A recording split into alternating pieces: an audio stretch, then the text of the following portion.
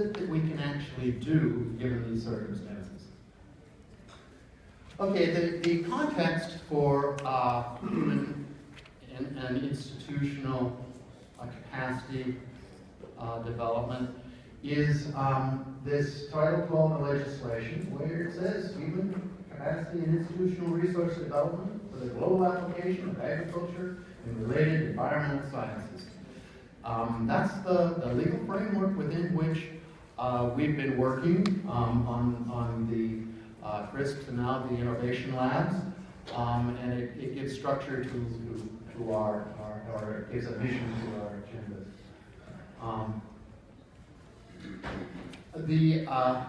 The innovation labs have a tremendous comparative advantage in this regard.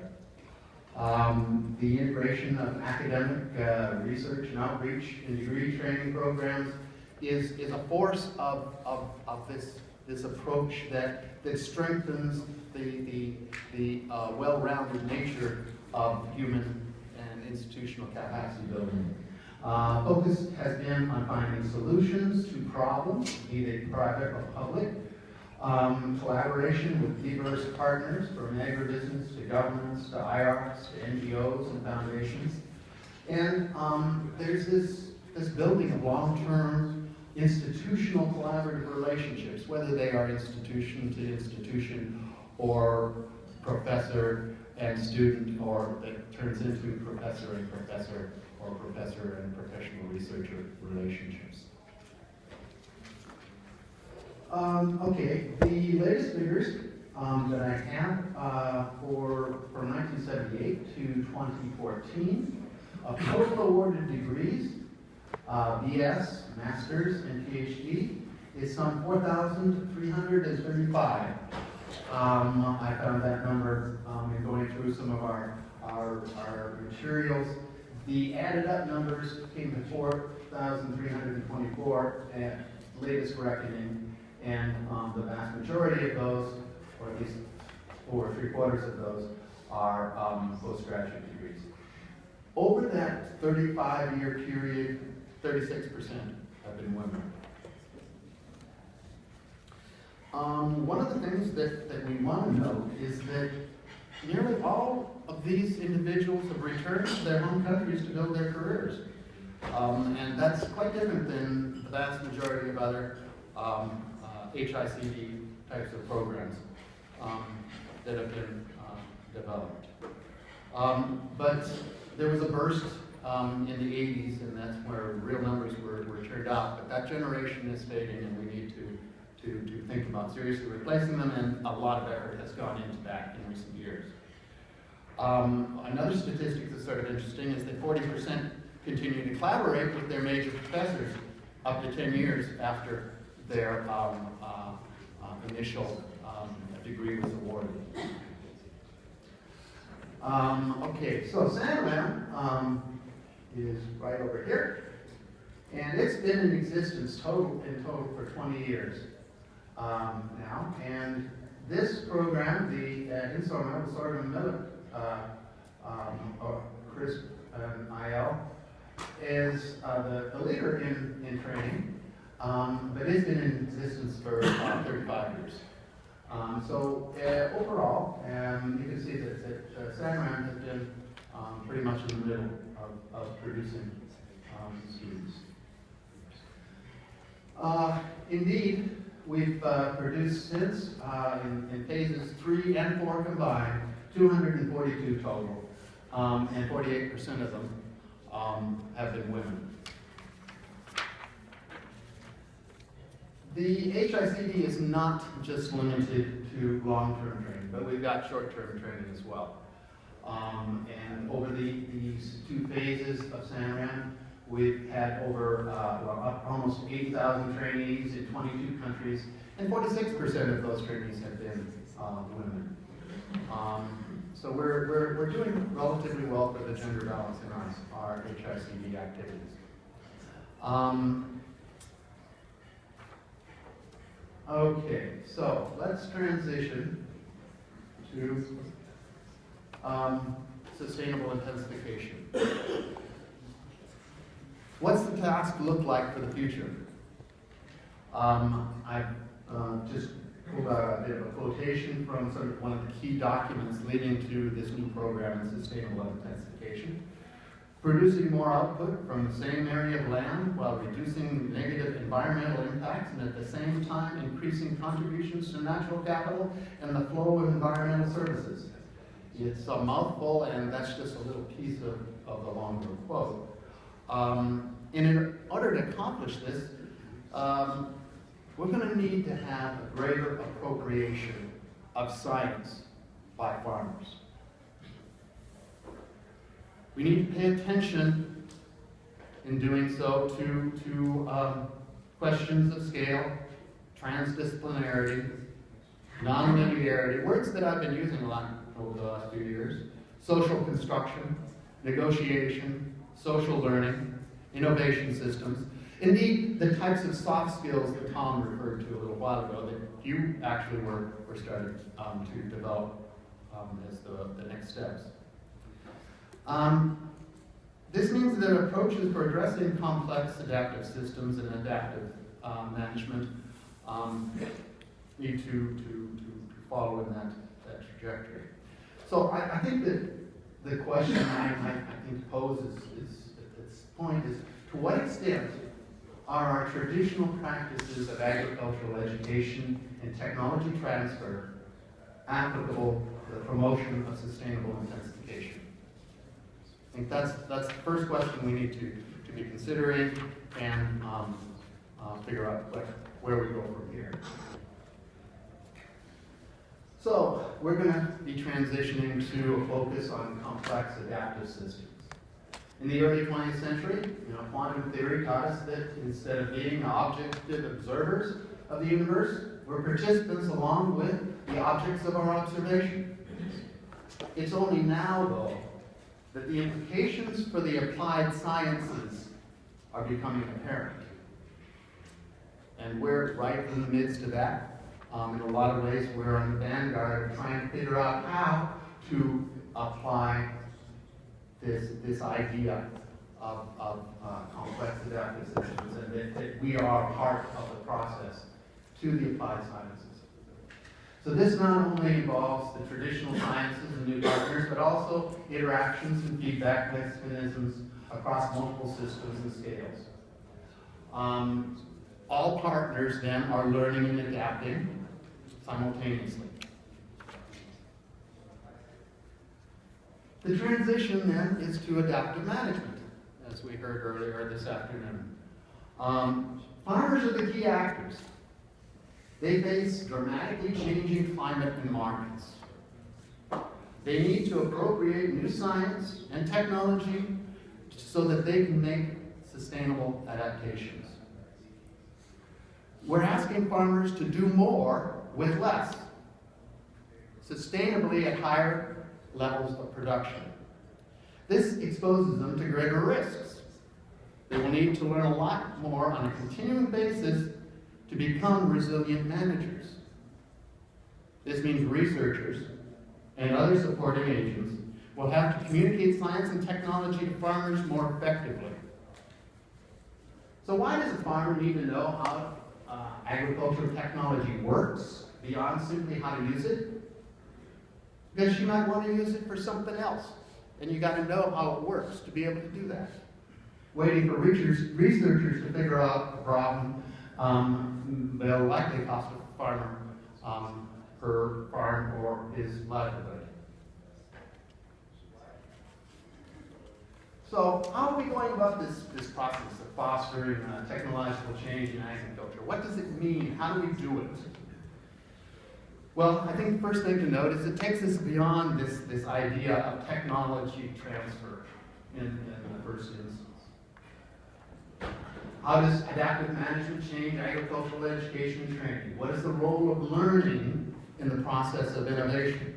I think we have to think deeply of the implications of the answers here. Is learning a matter of information transfer, resulting in the adoption of innovations, or is learning a matter of developing capacities for ongoing innovation? Whose capacities are we trying to develop, and where in fact does innovation occur? So the educational challenge. We've seen today in a lot of ways that conservation agriculture in itself is not really the problem. We're confronted with a different challenge. And I'm going to push the envelope beyond the farmers to the non-farm change agents that I was talking about earlier today. The majority of those change agents are educated. Educated, quotes. Science, from their perspective, is the best knowledge. And it is experienced as a set of memorized facts. This is largely created when underpaid and under-recognized college professors conduct lectures by reading from notes they took in the same class decades earlier. I think some people have heard this situation before, huh? Okay, that's the reality that we're confronted here. And what does it mean? Scientific methods of observation and hypothesis testing are largely ignored. Huh? When confronted with farmers' responses to our questions to a survey in Uganda, a group of agricultural officials felt we didn't ask the right question. And therefore, the farmers got the answers wrong. We have to think through the implications of this. It could be that we made a mistake in actually did ask the wrong questions in the wrong ways and our methodologies weren't appropriate. And we went back through the entire process, back to the interviewers, in fact, to discuss this and find out, well, what happened here? Was there any misunderstanding that we should be aware of in the process? And we found nothing. It wasn't, I mean, it's important to listen and hear what people tell you and pay attention to that. But sometimes it's they that aren't listening and paying attention, and we need to think about that a lot more. As I mentioned, we've been facilitating a lot of institutional self-assessments in the last few years, and I wanted to share some of that with you. Quality control assessments are routine business in the land-grant institutions. I know most of you have gone through that process at least once or twice in your departments. But they're quite alien to most of our partner educational institutions. As we increase innovative programs for distance learning, joint or sandwich programs, we need to take these institutional weaknesses into account. Training an individual is good, but how does that promote communication? Communication requires that at least two people, and ultimately involves not only farmers, but an entire sense of actors throughout the value chain. We want to talk about things like active learning and critical thinking here, but we have a lack of syllabi. We can't hardly evaluate the content of a course. The idea of pedagogy, which links learning objectives with pedagogical practices and student assessment, is really underdeveloped in agricultural education and training institutions. And that means the products of those institutions have problems with critical thinking, have problems with developing innovation and learning more independently on their own. And I'm glad I think I heard a number of you mention, there's a younger generation out there that's starting to ask questions a little bit more seriously. There are other new sources of information out there, particularly with the internet, that allows people to start questioning much more seriously. But it's still a long ways to go, and the structure of these institutions, if they're going to be valuable, has to take it into account. But part of this is the nasty one, okay? Underfunding agricultural education leads to low morale and rent-sinking behaviors of talented faculty members. Individuals take on extra teaching assignments. They increase their pay. Others seek and win externally awarded research grants, which then do not compensate for the lack of the time taken away from teaching. there's simply a lack of incentives for quality, student-oriented teaching.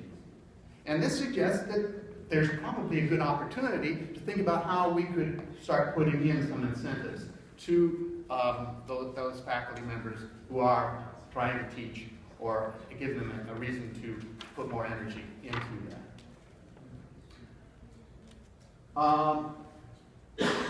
Okay, so we've got some innovations in graduate training that we've thought of over time.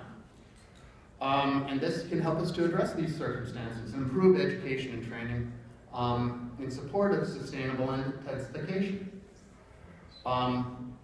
New models of graduate degree programs, joint or dual institutional degrees, sandwich programs, distance education, lifelong professional learning. We've got changes in graduate program structure, professional training versus research focus, a multidisciplinary versus a disciplinary, value chain versus subsector approach, designer graduate programs.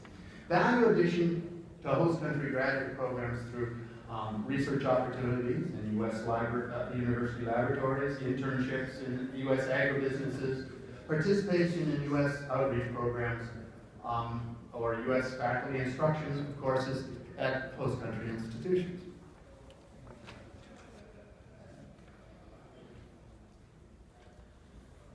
With respect to farmer training, that short-term training I presented to you earlier, it's a spin-off for a large part of the research funding. And consequently, the learning models have actually advanced much more so. The focus is on forms which foster the process of social learning to a much greater degree than we find in formal institutions. Innovation networks and platforms facilitate social learning by creating context for collaboration and information and knowledge exchange. Consciously constructed networks facilitate collaboration between actors, information sharing, access to physical inputs, collaborative value production.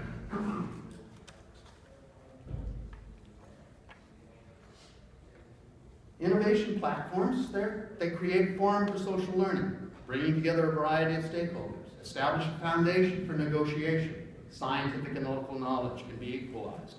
Disagreements can be worked out. Negotiation can thereby occur. Facilitate network connections. Create closer ties between various stakeholders and participants within the community. And foster farmer-to-market connections. Innovations in learning for agricultural professionals need to be expanded as well. We've got lists of ideas for doing these things. We have to put these in the context, connect learners in ways to each other, in new ways to each other, and to new knowledge. Promote communities of practice where new ideas are tested locally. Create sustainable intensification champions, innovation brokers. These innovations are good, but how do we connect new approaches to science and technology to them? We haven't made those links yet. This brings us back to the university role in higher education in agriculture. Innovation brokers are needed to catalyze the process of innovation. A broker is an individual or an organization with a neutral role in the system who fosters collaboration. The problem of extension is that they are trained to be subject matter specialists rather than as skilled negotiators and facilitators, those soft skills. Challenges. What do we got? We've got the role is challenged by formal education and training, which reinforces linear approaches as opposed to scientific method, learning by doing types of activities, active learning. It's difficult to acquire and maintain funding for a position whose success relies on the role's invisibility. Good innovation broker, you don't even notice that they've done their work because they're not important to the network that they're supporting. Brokers may also have overlapping functions, such as working as an extension agent or a researcher or an NGO in the process. Okay. There's a new emphasis at USA on science, technology, and higher education to combat food insecurity, and reduce poverty. The land-grant university response needs to focus on fostering the conditions for adaptive management at the local level. This includes educating the conveyors of science and technology to farmers. The mission to invest in human and institutional capital to feed the future. We need to leave behind intellectual leadership in transdisciplinary negotiation, strategic and creative partners involving all stakeholders, and engage a next generation of agricultural leaders. Publicly funded research and outreach has an important role to play with respect to smallholder farmers, men and women, around the world. Thank you.